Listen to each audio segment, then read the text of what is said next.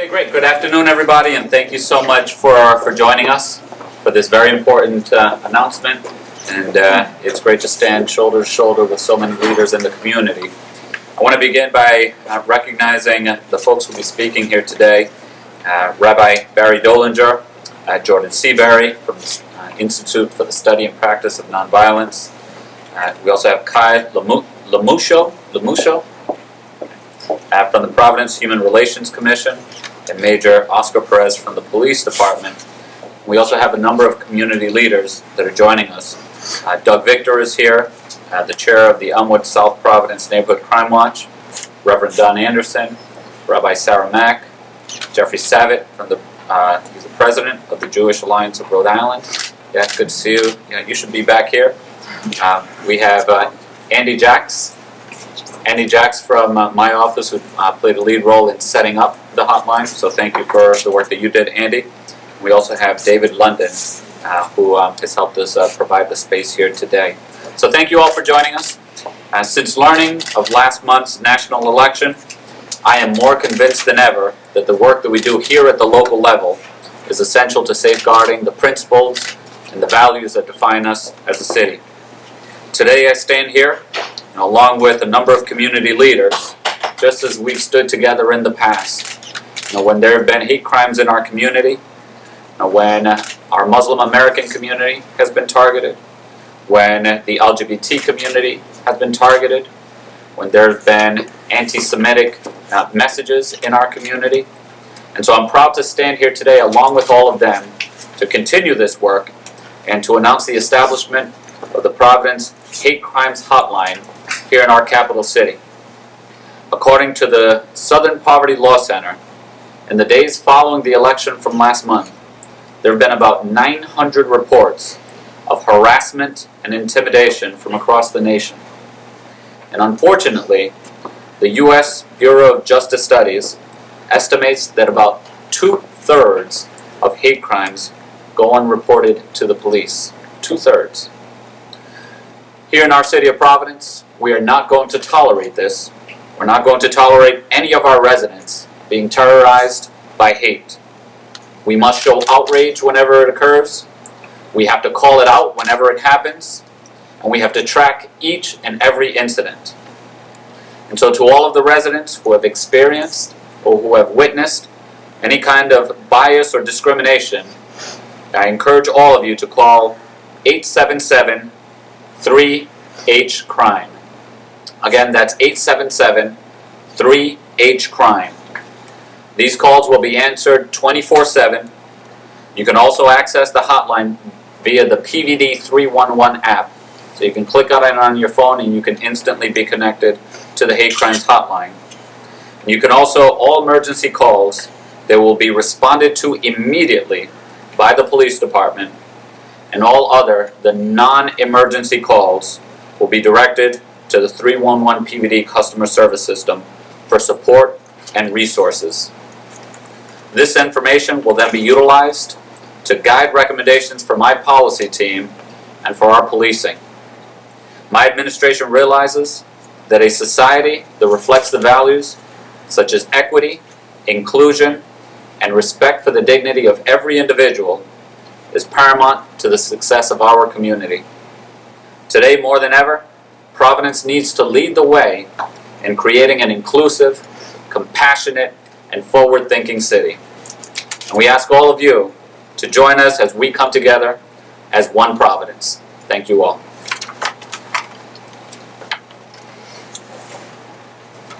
And now it is my pleasure to introduce a good friend of mine and a great leader in our community. Please join me in welcoming Rabbi Barry Dolinger. Rabbi.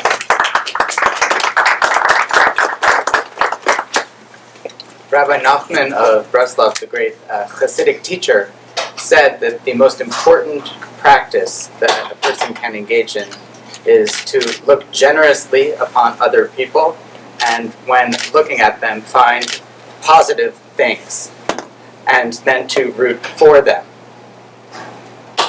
On the other hand, our sages, our Jewish sages, taught that the temple in Jerusalem was destroyed, that holiness was taken from our world because of baseless hatred amongst each other. the Hebrew term sinat chinam can also be translated as generous hatred or free-flowing hatred. Unfortunately, we seem to be in a time of sinat chinam, of generous and free-flowing, baseless hatred, which is why I'm extremely grateful to the mayor for what's happening today. When an incident happened to me where someone yelled anti-Semitic remarks from a car, the mayor immediately reached out personally, and I'm extremely grateful to the mayor for that show of support. But more importantly, the mayor is demonstrating his support for each and every community that experiences crimes of hate by engaging in policy, not just personal outreach, which is also appreciated, but a policy of tracking and responding to it. This is the proper moral and spiritual response to free-flowing hatred, to stand up to it, to note when it happens, and to not remain silent in its face, but to work collectively together to stop it. I wanted to thank the mayor and encourage everyone to call the hotline. Hopefully we won't have to use it much, but I suspect the more we do, the sooner we'll work towards remediating and solving these problems. Thank you.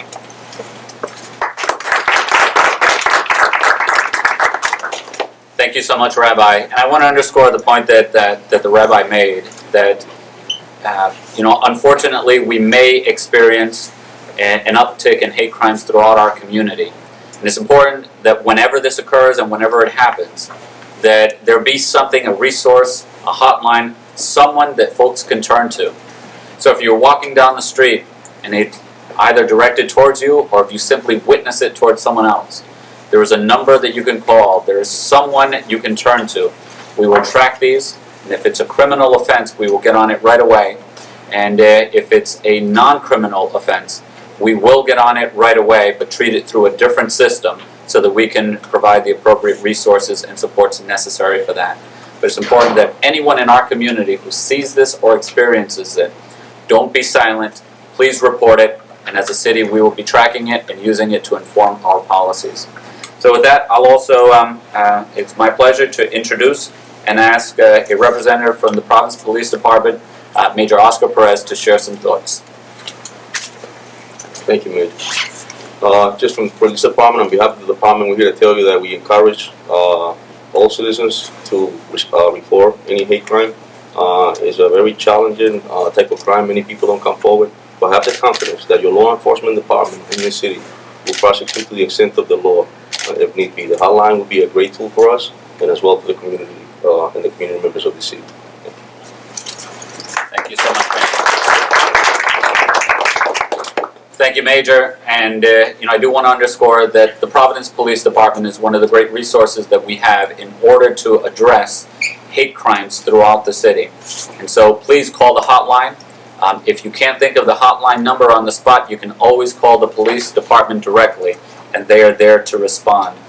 Now it's my pleasure to introduce Jordan Seberry, who is the Policy Director at the Institute for the Study and Practice of Nonviolence. Please, Jordan.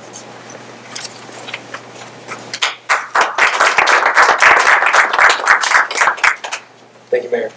The Institute for the Study and Practice of Nonviolence is dedicated to ending all forms of violence, whether that means violence on the street between rival gangs, violence in the structural form between neighborhoods and institutional powers, as well as the hateful violence we've seen that preys on suffering, that is rewarded by seeing entire groups, races, ethnicities, religions, gender identities, sexual orientations living in fear. It's that hateful type of violence that has felt empowered and emboldened in the last few weeks. And it's easy to feel as if that type of hateful violence is becoming the tone of this next era into which we're entering. I'm here today to recommit the Institute for the Study and Practice of Nonviolence to ending violence in all of those forms. In the beloved community that Dr. Martin Luther King describes, violence is approached head-on with nonviolence. And to truly embody the principles of nonviolence and restorative justice, we are proud to stand with Rhode Islanders who feel newly persecuted by our country's new atmosphere, and we reaffirm a commitment to defending the Rhode Islanders for whom this feeling of persecution is all too familiar. And so I want to thank deeply the mayor and his administration for making this new initiative that's very important to our city. I want to thank the Providence Police for standing strongly by it. And I want to reinforce that Providence, as long as the vibrant communities that exist in it are working hard, Providence will not be a place that tolerates that type of hateful violence. Thank you.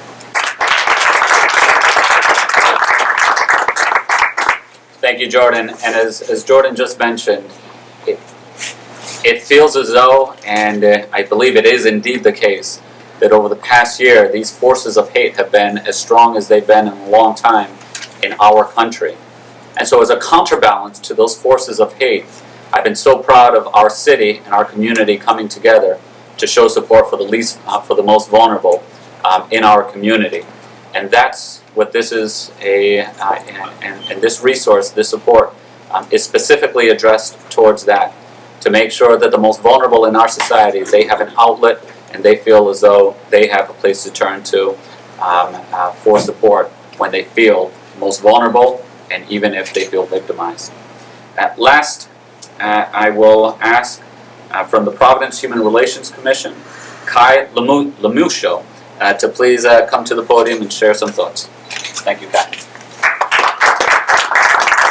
I'm here today also as a member of the transgender community and the larger LGBTQ community. First, I wanted to thank Mayor Elorza for his leadership in the One Providence initiative. It's one of the positive things that have come out of this election. Thank you for the community forums where we've had the space to have heart-to-heart dialogue to discuss our safety concerns and brainstorm about a path to solution. Lastly, thank you for making it easier to report harassment and hate crimes on the 311 hotline. This kind of work is important no matter who is president, and it is especially crucial in the climate that has followed the election. The LGBTQ community has a long history of experiencing violence, discrimination, and bullying. We, along with other minority groups, have recently seen an increase in this behavior. Right now, the LGBTQ community, especially the transgender community, are afraid that what we have worked so hard for, the wins we've had in the past couple of years, will in part be reversed. We're afraid that the younger people in our community will have to face the same challenges we have, and that the older and differently abled LGBTQ population will not be cared for with the respect they deserve. This year in America, according to GLAAD, at least 24 transgender people were reported murdered. This is the highest number ever reported in the United States. Most of them were trans women of color. And this number doesn't include those killed who were misgendered and misnamed by local media. This statistic, of course, does not account for crimes not reported, other forms of violence, or any of the more subtle forms of discrimination experienced by those in the trans community. This is why having this number to call gives me hope about our city. 311 can be used to report all forms of harassment and hate crimes. I hope that government, police, community groups, religious groups, schools, universities, and healthcare centers can use this data to better identify what needs to be done to mitigate violence and fear in Providence. I hope that activists and artists will continue to come up with creative events and messaging that will respond to the situation in our city and our country in a way that brings people together to create change. We are powerful when we work together. Lastly, I am hopeful that we can each find at least one thing to do to make Providence safer and more joyful for our community this year. Let's continue the conversation. Thank you.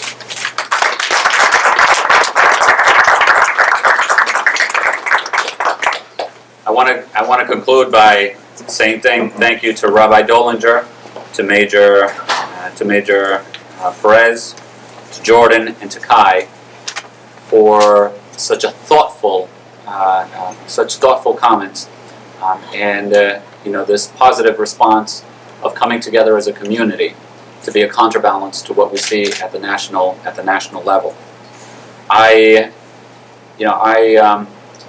was as much surprised by the results in the presidential election of a month ago as many folks throughout our city. But since those results have come out, and since it has sunk in, and I've been so proud to see the entire city of Providence and the community that represents the city come together to show that support. And so every week, as part of this One Providence experience, we've had a new announcement or new initiative or new gathering that brings people together who felt left out, who felt targeted, or who felt scared, and to let them know, as a show of our values as a city, that we stand with them today, and we stand together, and we stand with them always. Thank you all so much, and we'll take any questions. Mayor, the Attorney General did not feel the need to initiate a hotline, but recognized that most complaints involving hate crimes go to local police, not to the Attorney General and its Civil Rights Division. Have you seen an uptick in calls or concerns expressed through the police that necessitates this new hotline? What is it? Is it more than just a feel-good measure? So we've seen an uptick in concerns for sure, and I've seen it anecdotally, and I've heard other people talk to me about it as well. And we want to get simply beyond an anecdotal sense of whether this is indeed on the rise or not. And that's what this hotline allows us to do. If we commit as an entire city to calling it out and to tracking every single one of these incidents, well, we know how better to respond. Is it happening in certain neighborhoods? Is it happening to certain communities? That positions us in a much better, places us in a much better position to respond both proactively and responsibly to it. We've also seen that at a national level, there's been an uptick. But what we want to do is make sure that whenever it happens throughout our city, that it never becomes normalized, that we never experience it or witness it and think to ourselves, oh, there's so-and-so goes again. There has to be outrage every time it happens. We have to call it out every time that it happens. And that's what this is about, giving folks an outlet. And when they call the city's line at 877-3H-CRIME, we will track every single incident. And that's going to inform many policy decisions we make going forward. And forgive me, with respect, Mayor, why do you feel the need to brand this with your campaign slogan, One Providence? Yeah. Well, I mean, it's not just about a campaign. This is about the entire city coming together. That's really the important thing. You know, as I've seen these initiatives over the past several weeks, and with the community coming together, it's about unity. You see many forces at the national level really pulling and tugging us apart. Well, this is an initiative to bring people together as one single community and as one city. That's at the root of all of this, and we want to be that counterbalance to the forces that are pulling us apart. Mayor, how do you look to get at the undocumented immigrant community, because there are certainly anecdotally a lot of crimes against people in those communities? So, you know, I've gone on Latino radio. I've talked to Latino press, Spanish language press, and I'll continue doing that to let folks know that regardless of what your immigration status is, you should always feel comfortable. You should always feel safe reaching out to the police if you are the victim of a crime or if you've experienced a crime. Now, many people throughout our community unfortunately know that the immigrant community, they don't bank at as high levels as everyone else, so they're more likely to carry cash. And this makes them more likely targets. And then, folks also know that many people in the immigrant community, they're less likely to call the police because of fear of what may occur. So my steady message to the immigrant community, in fact to all of our residents, is that you should never hesitate to reach out and call our police department. Now, our police department, they are not immigration enforcement agents, and they never will be. And they will never ask about your immigration status. If you are the victim of a crime, if you have experienced a crime, you should always feel comfortable and safe calling the Providence Police Department.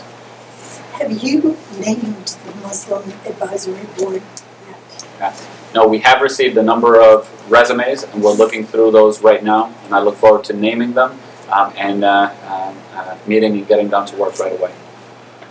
But we have received a number of resumes, which is really great. How many people are you going to have on that? The commission is of 5. 5. Thanks.